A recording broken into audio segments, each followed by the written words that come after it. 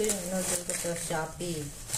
Dapat sa ano ko na i-address to sa amin sa Cagayan. Kaso lang, mas mura kasi dito, walang shipping fee. Ito yung bayad lang nito is hindi ako magkakamali, nasa 67 or 57. Ayun, nasa 67 siguro. So yung kahapon yung ano ko naman 57 para sa mukha. Yung cream. Ito 67 lang, 12 na piraso noodles. Ilang beses na ako nagpa-send ng noodles sa amin. Yung una, yung beef, Lucky Me beef. Tapos yung pangalawa, chicken naman daw, sabi ng anak ko. Tapos nagsawang sila, 12 piraso.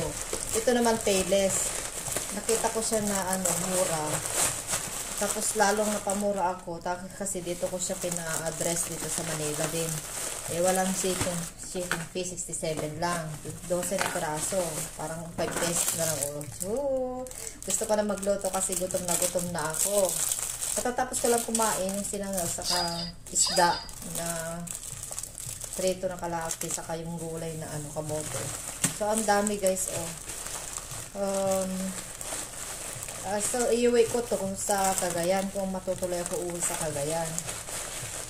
Dapat in-address ko na lang doon, pero mahal, may dagdag pa na 58 pesos kasi kung gusto mauwi ito sa probinsya, pagkain na lang namin kasi ako lang naman mag-isa dito na iiwan. So 12 na piraso, diba? Parang na lang siya, 5 pesos na lang 12. Yung 60 pag 12, 5 pesos na lang, may 7. Ibang mura. Kung magluluto na tayo ng isa para may panghigop. Imbes na magkakape ako, pampatunaw ko. Wag dry kasi yung pagkain ko kanina. Yung isda na preto sa salad na, yung sobra na kagabi. Yung salad na kamoteng talbos. Tapos ito, 12 siya. Iuwi ko na lang to pag makauwi ako, matutuloy ako pag uwi. Pero try ko ito isa. Ang dami guys. 12 lang.